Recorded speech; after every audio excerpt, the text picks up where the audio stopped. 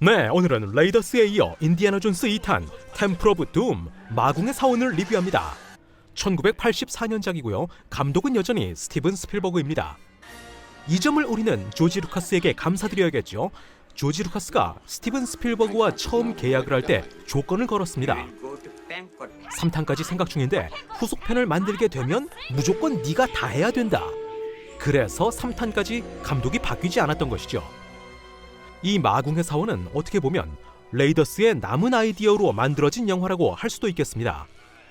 2탄에 등장하는 많은 개그와 액션들이 원래 레이더스에서 쓰려고 만들었다가 빼버린 것들이었거든요.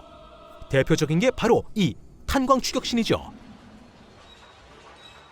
네, 그러면은 인디애나 존스 2탄 마궁의 사원 시작합니다. 1935년 상하이 어느 클럽, 한 남자가 유물을 거래하러 왔습니다. 우리의 주인공이 유물을 거래하러 온 것이죠. 나이 먹고 다시 보니까 사실상 도굴꾼의 문화재 강탈이라는 생각이 자꾸 들긴 하지만 어쩔 수가 없습니다. 그냥 봐야죠. 주인공이 위기에 처해야 우리가 재미있으니까요. 바로 이렇게 말이죠. 의뢰인은 약속을 지킬 생각이 없습니다. 그리고 조용히 죽일 생각도 없죠. 그리고 인디애나는 훗날 스필버그 감독의 부인이 될 사람과 함께 도망을 치게 됩니다. 여유로운 인사와 함께 집으로 향하지만 사실 조종사들은 방금 전의 의뢰인과 한편입니다. 인도 상공을 날고 있을 무렵 자기들끼리 비행기에서 하차를 하고 영화에서도 하차를 하죠. 연료도 없고 엔진도 멈추고 낙하산도 없는 상황. 다행히도 남은 것은 구명조끼가 아니라 구명보트였죠.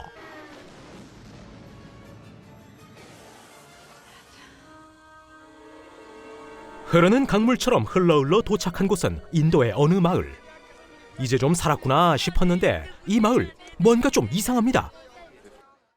마을에서 일어난 일을 설명하기 위해 족장은 맞은편에 앉아있는 스필버그 감독의 제스처를 열심히 따라하며 설명을 해주고, 요약하면 마을의 보물인 신비의 돌과 아이들을 새로운 왕이 모두 가져갔다는 얘기.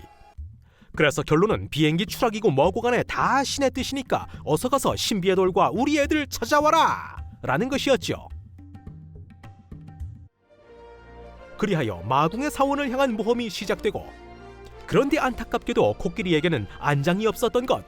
그래서 코끼리의 어깨 근육이 실룩실룩 할 때마다 배우들은 똥꼬가 찢어지는 고통을 느껴야만 했던 것이었습니다. 성에 도착한 주인공들은 뜻밖에도 귀빈 대접을 받고 그곳에서 수많은 관객들이 잊지 못할 추억의 음식을 대접받죠. 네, 그냥 빙어회라고 생각합시다. 찌개와 눈을 마주치기도 하고, 마침내 연회장에서 드디어 그 사악하다는 새로운 왕을 만나게 됩니다. 그런데 웬 애가 나오죠? 왕 맞습니다. 정확히 말하자면 허수아비 왕이죠. 실은 성의 지하에 있는 비밀 종교단체가 모든 것을 조종하고 있는 것이었습니다. 여차저차 성의 비밀 통로를 발견하게 된 주인공. 그곳에서는 비밀 종교단체의 의식이 진행 중이었습니다. 그런데 이 교단의 교주는 뽑기의 달인이었으니 재물의 심장을 맨손으로 뽑아버리며 이 영호가 어린이 관람 불가가 되게 하는 데 일조합니다. 어쨌든 의식은 끝났고 신비의 돌의 위치를 알게 된 주인공. 행동을 개시합니다. 드디어 빛나는 참외를 획득한 인디. 너무 쉽게 일이 진행되는 것 같은데요.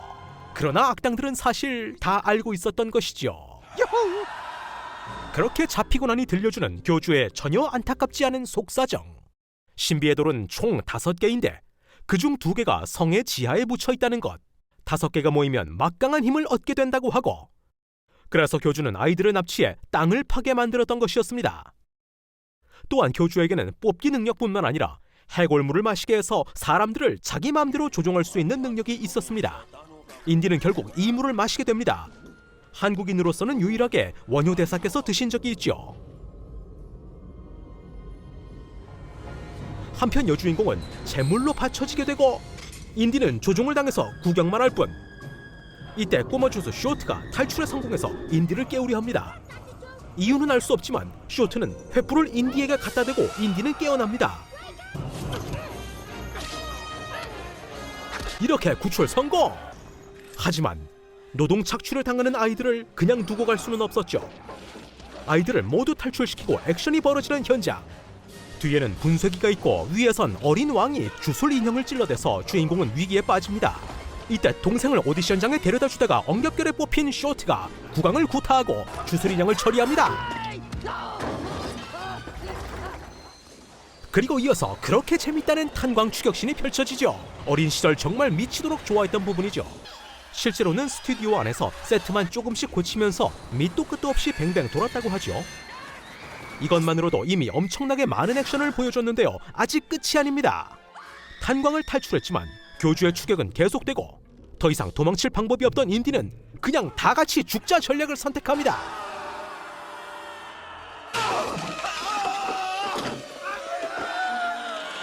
절벽에 매달린 채 교주와의 액션이 이어지고 이 와중에 뽑기를 하려는 교주! 뽑기 하지 마, 이 자식아! 교주와 싸우는 과정에서 신비의 돌 2개를 떨어뜨리고 마는 주인공. 하지만 괜찮습니다. 마을이 갖고 있던 돌은 원래 하나였거든요. 이렇게 모든 미션을 무사히 완료하고 마을로 돌아온 주인공. 모두가 예상하듯 주인공들이 서로의 사랑을 확인하며 아름답게 끝내려는 찰나. 어쩌면 이것은 짝사랑 중인 스필버그 감독의 질투인지도 모르겠습니다. 하지만 끝내 굴하지 않고 키스에 성공하는 주인공들. 이렇게 영화는 유쾌, 상쾌, 통쾌하게 끝이 납니다. JD의 영화 이야기였습니다.